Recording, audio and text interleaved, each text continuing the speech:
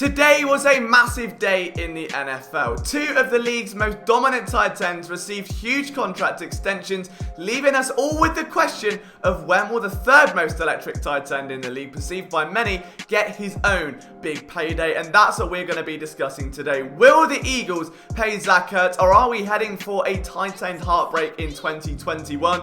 Let's dive in. And the first thing I want to address with this is that it's very unlike Howie Roseman, okay? If you think back to the start of the Doug Peterson era when he was giving out these 5-year contracts to key cornerstones, we're talking Lane Johnson, Malcolm Jenkins at the time, Fletcher Cox at the time was another one. You can even argue Brandon Graham most recently, Brandon Brooks, absolutely. They were given contracts light years ahead of where their competition would be. Like Carson Wentz was paid before Jared Goff, was paid before Dak Prescott, okay? Fletcher Cox paid before the market could set itself, before they would have to go and pay a ridiculously inflated sum of money for his services. Howie Roseman has long been the salary cap connoisseur. We know that he values those dummy years and the incentives and the bonuses and the prorated money and all of these other ways to masquerade the fact that they don't want to give guaranteed money. Let's get a player signed for 5 years, move that money around, keep it circulating so we can benefit other areas of the team. But more importantly, let's jump out ahead of the competition in order to make sure that we are paying our players a fair sum of money for what they're worth, not how the rest of the league values the elite talent at that position. That's been the big thing. If you don't believe me, here's how Carson Wentz's contract stacks up to some of the other quarterbacks at the time in which he signed it. It's a no-brainer, okay? We know how he's doing here. This hasn't worked this time round though, because towards the end of last season, there were reportedly 2 players who wanted to receive contract extensions. One of them was Lane Johnson, he got his wish. The other was Zach Ertz, and he didn't. Now bear in mind, he's coming off a year where he had 900 yards and 6 touchdowns, played through a ridiculous injury, and still ended up leading the team in receiving yards. Ertz is the most volumistic catcher on this Eagles offense. He's been the team's leading receiver since 2016. He's restructured his own deal for the benefit of the team, and as we know, the bond between he and Carson Wentz is a large reason for that success. We know why Zach Ertz is such a danger over the middle, because the rapport the two have got is unbreakable. Zach Ertz has had over 100 targets in each of his last 4 seasons. Okay, he's the only Eagles player to have that feat, and without getting too analytically deep about it, because I don't think we need to justify how good this player is, there were only 2 other players in a 4-year span to have over 100 targets by an Eagles quarterback. Jordan Matthews 2016, Alshon Jeffrey with 120 in 2017. Ertz has been the only other guy to have over 100 targets in every year since. So why aren't they paying him? Like, why hasn't the deal been done? What's going on here? Well, first let's look at the elephant in the room, the elephant being the salary cap and the fact that the Eagles are now 50 million over it going into next offseason. That doesn't bode well, considering that Zach Ertz is likely going to want guaranteed money. George Kittle has nearly $40 million of $75 million guaranteed. Travis Kelce has 28 of his $57 million guaranteed. Are the Eagles really upfront going to give Zach Ertz a deal with a hefty amount of guaranteed money, knowing that they're in the mud when it comes to salary cap space right now? And yes, you can look at it and say, if Alshon Jeffrey goes next offseason, and when this player goes and that player goes, fine, you're still down about 20 million though. Not great. That's over the cap. That's not even breaking even just yet. It's a scary scenario, one that Roseman has got to work his absolute best to figure out. And then there's the other wild card, and that's the one that I think is catching a lot of people out right now, because by the end of next offseason, Zach Ertz will have played his final contracted year in Philadelphia, and Dallas Goedert will be a free agent. Both tight ends on the open market if a deal doesn't get done. Can the Eagles afford to pay both of them between now and the end of the 2021 offseason? So not this offseason coming,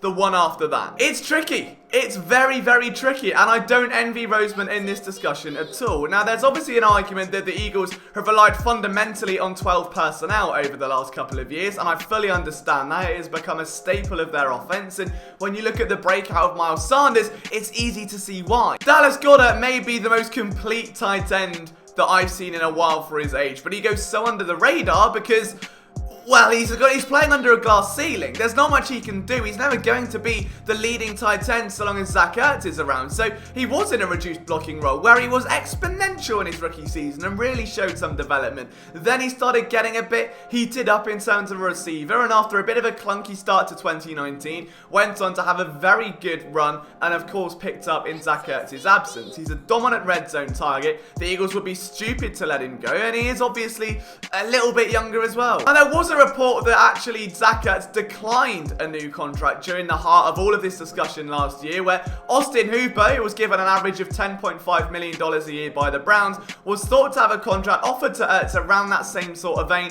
Ertz was like, no chance, mate. I'm better than Austin Hooper, who has had like 300 yards less than me a season for as long as I can remember. Okay, I think you've got to do me a bit better than that. And now we're looking at a point where, theoretically, if you're ranking the top 3 tight ends, it doesn't matter how you view that cycle, Ertz is in the conversation. In my opinion, he's number 2 behind Kittle. That discussion can go on for days. It doesn't matter how you view it. Those are the top 3. At the very, very least, though, at the very least, Ertz is younger than Kelce, would want a deal higher than Kelce. I think he would sit in between Kittle and Kelce within those contracts. But does Howie Roseman have the wherewithal, the salary cap space, or the leverage to try and shortball Zach Ertz? I mean, let's not forget Malcolm Jenkins wanted no part of a deal that didn't give him that guaranteed money. Zach Ertz absolutely deserves his contract. He absolutely does it. But if he takes it in Philadelphia, there's a very good chance that guaranteed money is not coming for about 2 years while the Eagles sort out the immediate train wreck that lays in front of them. As for Dallas Goedert, you may have more leverage. He's a younger tight end, still relatively improving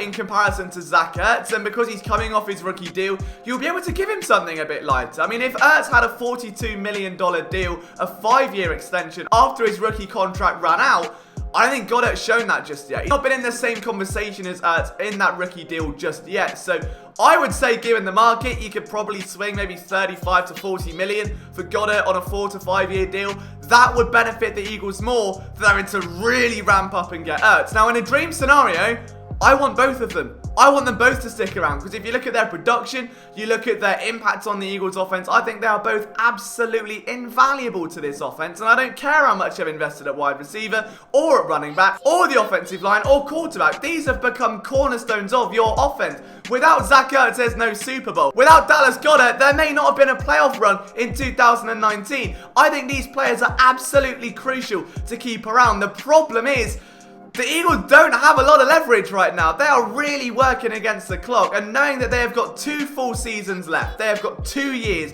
of Ertz and Goedert together until something has to be done. The risk they take, though, the risk they take with Zach Ertz, who has been knocking on the door for a new deal, is that if he breaks out in 2020, if he goes and breaks 1,000 yards again, what are you going to do then? Because then that deal, that inflation is only going up. His value only moves higher as he continues to produce and outperform expectations. This year, when there's so much weaponry around, when you've got Jalen Reagor, you've got Miles Sanders, on the other side of it, I would say Arcega-Whiteside. You know where I'm going with it, right? The bottom line is, there is a lot of weaponry in that Eagles offense. Maybe they're expecting a dip in production from Zach Ertz, so maybe that's why they're not paying him. Wait for that production to dip, maybe 700-800 yards, and then give him a deal that sits firmly as a third-place tight end in the NFL. The problem with that, though, is that Ertz will be a very hungry man, and I think he's going to go out and prove a real statement in 2020. This is a situation worth keeping an eye on. I don't know how it's going to pan out. I hope you guys